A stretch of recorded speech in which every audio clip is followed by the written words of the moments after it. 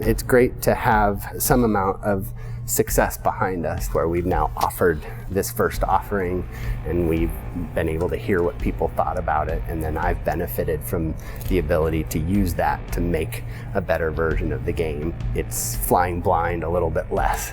We've benefited from having solved some of the problems and now get to focus on some of the most important things that came out of the feedback from the first time. We really set out to create a survival action experience, and we really want to push those systems in a way that the player is immersed in these hostile environments, and they have to leverage the resources they find in those environments in order to overcome the obstacles. So a much tighter relationship between those gameplay systems and your ability to progress. So just as an example, some of the weapon upgrades are going to require hunting a particular animal, and in some cases some of the rare upgrades are going to involve tracking down rare animals, and that might be particular times of day, particular locations, particular weather situations. So really expanding this idea of survivalism. How do you get thrust into this situation and begin to harness the environment in order to survive in that location? We really want people to enjoy the survival systems that have been extended since the last time. On the system side, we were really proud of creating sort of a hub-based game with gear gating that you could come into a space and there were lots of things that you didn't have access to, and it was really through your ability to find gear and use that gear to progress that you felt much more in control of that experience. And we really liked celebrating that idea that this isn't just a sequence of scenes, that this is a world that you can come back and explore, and it'll be different times of day, and now there'll be different weather, and enemies might be in different populations, and we really create a sense that this world is full of player-driven exploration. And part of that is even giving more rewards for that, really getting more secret tombs and extending that to things like crypts or animal dens or other things that you can find, but then also more skills and gear that can be earned through that exploration. So we really liked that game design structure that allowed players to both experience this riveting narrative, but also feel like they're surviving on an island, or in this case, surviving in the hostile Russian wilderness. So you're doubling down on the Metroidvania elements. We do. We love that game structure, and I think it fits perfectly for a Tomb Raider game. Are you a big Metroid fan yourself? I am, yeah. I certainly grew up playing Castlevania and Metroid, and obviously Zelda shares a fair amount of similar structures, so those are all some of my favorite games.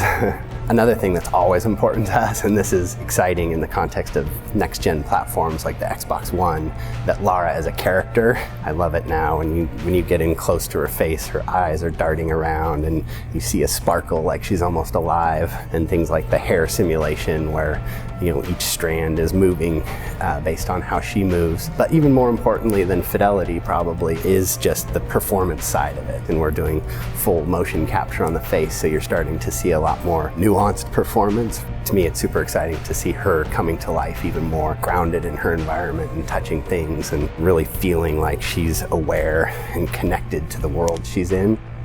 For this initial release, that some of the things I'm most excited about are really showing Lara's character journey to going from not just Survivor, but to Tomb Raider. The idea that survival really becomes the key with which she unlocks these secrets hidden in these hostile locations, that we really wanted to tie that skills that she built in the first game and understand how they become necessary skills to her journey to becoming the Tomb Raider. And then of course delivering that experience to the player, that after all the game is called Tomb Raider, and we really wanted to set out to make a great tomb raiding adventure for the player and fill it with all kinds of ancient spaces with puzzles to solve and stories to hear and mysteries to solve. I think some of those things came directly from feedback and criticisms. The idea that we'd love to see more tombs in the game, that was something we very much took to heart. In Lara's progression as a character, we struggled a little bit with her arc, going from zero to full-fledged combat, and we really want to make a rich character with believable progression. And again, we're very proud of actually taking on the challenge of making something like a first kill for a video game character meaningful. But we really also set out to improve improve upon our storytelling and our characterization and things like that, it's important to me at the end of the story that she's a different person than she is at the beginning of the story. And I think we have the opportunity to do that again, and I think the goal is to do it in a way that is grounded and believable and really feel like this is a person who's thrust into these situations and dealing with it. But this time around, it isn't her first time out. So we take a character with more experience put into a situation where she is more prepared for it, and then the challenge becomes escalating what she's facing in a way that still makes it daunting. That it's important that even though she learned a lot in the last adventure, she's faced with something that she may not come out on top, right? Hey, just between the two of us, is she going to come out on top this time? Well, spoiler alert, she survives this story. It's important that Lara really doesn't set out to kill, that she's put into high stakes situations where she may have to kill in order to survive, but that's never her first choice. So it's not as though she enjoys killing after that first game? Absolutely. Does a small part of her like it? No, not even a small part. Okay, but animals she loves to kill. She doesn't like killing animals either.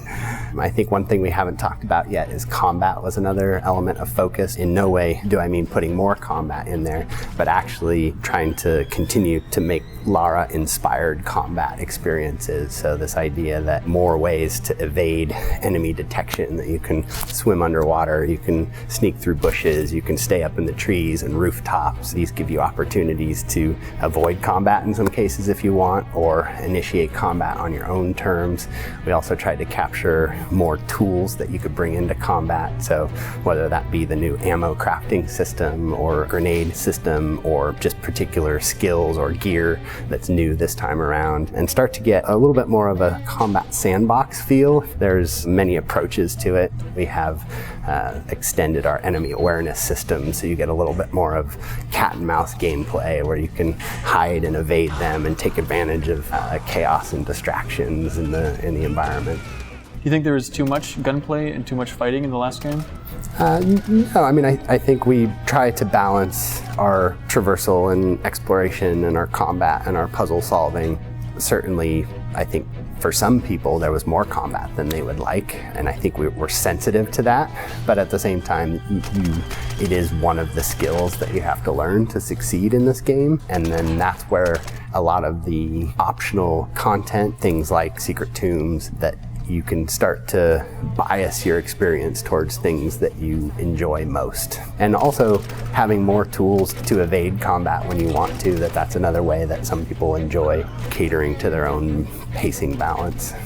We're really excited about the game we're making. We've taken a lot of feedback from the fans, and we feel that we're able to create an offering that if you enjoyed the last game, I have a feeling that you'll like this one even more.